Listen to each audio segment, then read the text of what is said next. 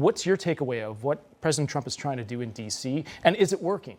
Well, President Trump has proven time and time again that pragmatic governance always trumps ideological fervor, and that's the case in D.C. It's just a shame that he has to federalize D.C. to prove that point. We see in many cities across the nation, Democrats have pledged loyalty to nebulous topics like systemic racism and restorative justice. And in D.C., as discussed, the city council imposed law that has impeded Capitol police officers from doing their jobs. We see that in New York City with Mamdani proposing a Department of Community Safety, and in Chicago with Mayor Johnson ending ShotStopper that would allow police officers to detect gun violence. Yeah.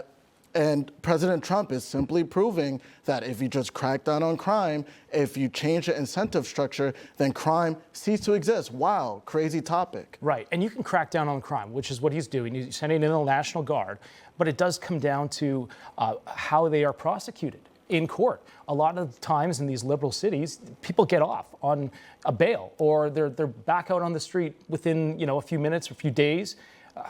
Does there need to be more of a change at that level as well in terms of the courts? There definitely does. When I read about the crime stories, at least in New York City, I'm a New Yorker, I often read stories of recidivists who've been released because of shock release. Apparently, encountering the justice system once will stop these recidivists, but that's not the case. And we're not talking about a large subset of people. We're not casting a subgroup of American minorities with this charge of being unruly. It's really only a few people.